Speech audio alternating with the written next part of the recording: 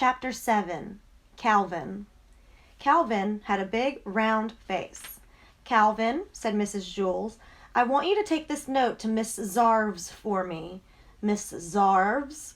asked Calvin. "Yes, Miss Zarves," said Mrs. Jules. "You know where she is, don't you?" "Yes," said Calvin. "She's on the 19th story." "That's right, Calvin," said Mrs. Jules. "Take it to her." Calvin didn't move. "Well, what are you waiting for?" asked Mrs. Jules. "She's on the 19th story," said Calvin. "Yes, we have already established that fact," said Mrs. Jules. "The 19th story," Calvin repeated. "Yes, Calvin, the 19th story," said Mrs. Jules. "Now, take it to her before I lose my patience." "But Mrs. Jules," said Calvin. "Now, Calvin," said Mrs. Jules, "unless you would rather go home on the kindergarten bus." "Yes, ma'am," said Calvin. Slowly he walked out the door. "Ha, ha, ha," laughed Terence. "Take it to the 19th story. Give it to Miss Zarves," hooted Myron. "Have fun on the 19th story," called Jason. Calvin stood outside the door to the classroom. He didn't know where to go. As you know, when the builder built Wayside School, he accidentally built it sideways. But he also forgot to build the 19th story. He built the 18th and the 20th, but no 19th. He said he was very sorry. There was also no Miss Zarves. Miss Zarves taught the class on the 19th story. Since there was no 19th story, there was no Miss Zarves. And besides that, as if Calvin didn't have enough problems, there was no note. Miss Jules had never given Calvin the note. "Boy, this is just great," thought Calvin. "Just great. I'm supposed to take a note that I don't have to a teacher that doesn't exist and who teaches on a story that was never built." He didn't know what to do. He walked down to the 18th story, then back up to the 20th, then back down to the 18th, then back up to again to the 20th. There was no 19th story. There never was a 19th story. And there never will be a 19th story. Calvin walked down to the administration office. He decided to put the note in Miss Zarves' mailbox. But there wasn't one of those either. It didn't bother Calvin too much, however, since he didn't have a note. He looked out the window and saw Lewis, the yard teacher, shooting baskets. "Lewis will know what to do," he thought. Calvin went outside. "Hey, Lewis," Calvin called. "Hi, Calvin," said Lewis. He tossed him the basketball. Calvin dribbled up and took a shot. He missed. Lewis tipped it in. "Do you want to play a game?" Lewis asked. "I don't have time," said Calvin. "I have to deliver a note to Miss Zarves up on the 19th story." "Then what are you doing all the way down here?" Lewis asked. "There is no 19th story," said Calvin. "Then where is Miss Zarves?" asked Lewis. "There is no Miss Zarves," said Calvin. "What are you going to do with the note?" asked Lewis. "There is no note," said Calvin. "I understand," said Lewis. "That's good," said Calvin, "because I sure don't." "It's very simple," said Lewis. "You are not supposed to take no notes to no teachers. You already haven't done it." Calvin still didn't understand. "I'll just have to tell Mrs. Jules that I couldn't deliver the note," he said. "That's good," said Lewis. "The truth is always best, but I don't think I understand what I said either." Calvin walked back up the 30 flights of stairs to Mrs. Jules' class. "Thank you very much, Calvin," said Mrs. Jules. Calvin said, Mrs. Jules interrupted him. "That was a very important note, and I'm glad I was able to count on you." "Yes, but you see," said Calvin, "you delivered the note to Miss Zarves on the 19th story?" asked Jason. "How did you do it?" "What do you mean, how did he do it?" said Mrs. Jules. "He gave Miss Zarves the note. Some people, Jason, are responsible." "But you see, Miss Jules," said Calvin. "The note was very important," said Mrs. Jules. "I told Miss Zarves not to meet me for lunch." "Don't worry," said Calvin. "She won't." "Good," said Miss Jules. "I have a coffee can full of Tootsie Roll Pops on my desk. You may help yourself to one for being such a good messenger." "Thanks," said Calvin, "but really, it was nothing." Chapter 8. Myron. Myron had big ears. He was elected class president. The children in Mrs. Jewell's class expected him to be a good president. Other presidents were good speakers. Myron was even better. He was a good listener. But he had a problem. He didn't know what a class president was supposed to do. So he asked, "What am I supposed to do?" "It's a difficult job," said Mrs. Jewell, "but you can do it. You must turn the lights on every morning and turn them off at the end of the day." "What?" asked Myron. "As a class president, you must learn to listen," said Mrs. Jewell. "I'll repeat myself only one more time. You must turn the lights on every morning." "I heard you the first time," said Myron. "It just doesn't sound like much of a job." "It certainly is," said Mrs. Jewell. "Without light, I can't teach. The children can't learn. Only you can give us that light. I think it's a very important job." "I guess so," said Myron. He wasn't convinced. "Here, let me show you how to work a light switch," said Mrs. Jewell. "I already know how," said Myron. "I've been turning lights on and off all my life." "Very good," said Mrs. Jewell. "You'll make a fine president." Myron wanted to be the best president ever, but it was such an easy job he thought anybody could do it.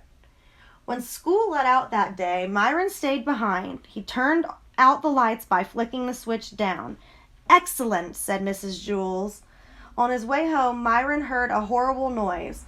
First there was a loud screeching, then a sharp squeal, a roaring engine, then a very faint sound of a girl crying.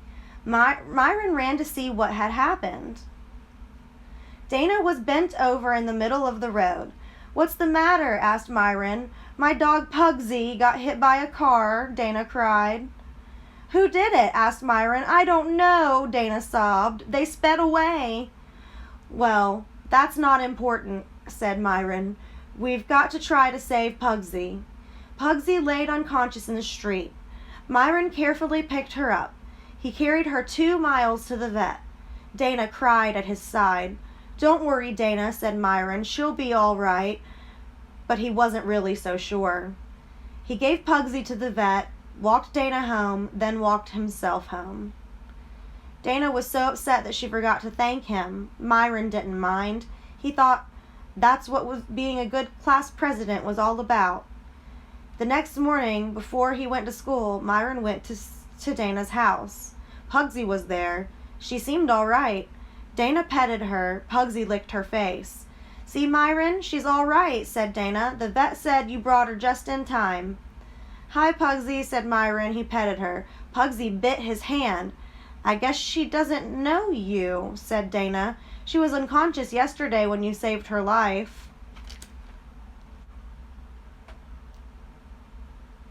Dana's mother put some medicine and a Band-Aid on Myron's hand. Then she drove the children to school. They were late. They ran up the stairs to Mrs. Jewell's class. The room was completely dark. "It's about time you got here, Myron," said Mrs. Jewell. "We have no lights." "Why didn't someone else just turn them on?" asked Myron. "Because you're class president," said Mrs. Jewell. "Show Stephen how to work the lights. From now on, he will be class president." Myron showed Stephen how to turn on the lights. He flicked the switch up. At the end of the day, Myron showed Stephen how to turn the lights off. He flicked the switch down. After a week, Stephen finally caught on. He made a good president. The lights were on every morning.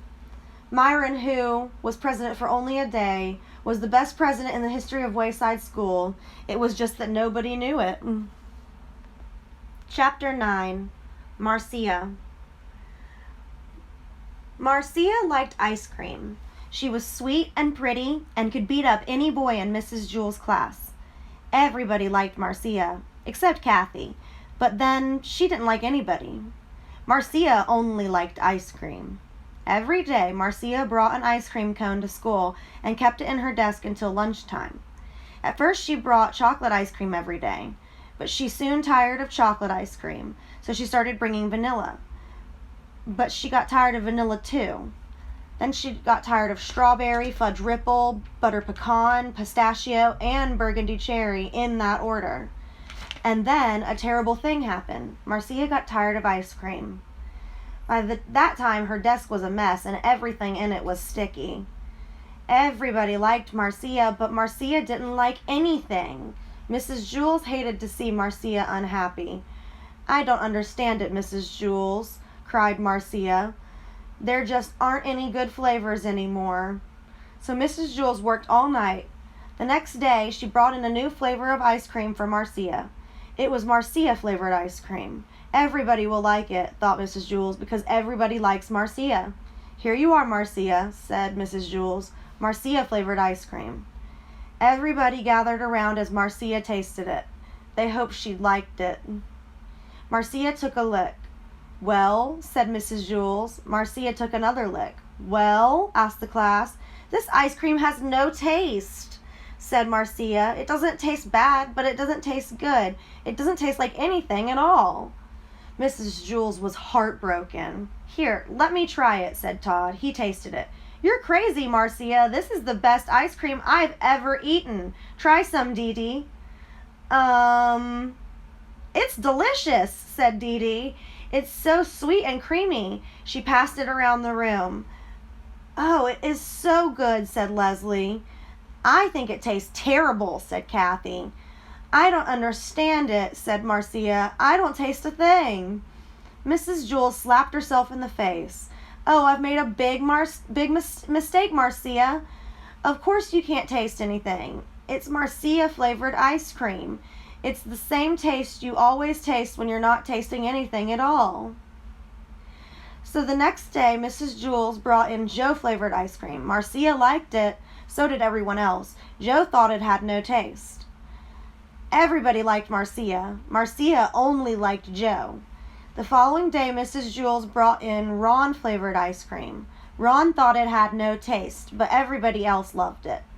Everybody liked Marcia. Marcia only liked Joe and Ron. By the end of the month, Mrs. Jules had brought in 27 new flavors of ice cream, one for each member of the class. Everybody liked Marcia, and Marcia liked everybody. They all tasted so good, all except Kathy. Kathy flavored ice cream tasted a little bit like old bologna.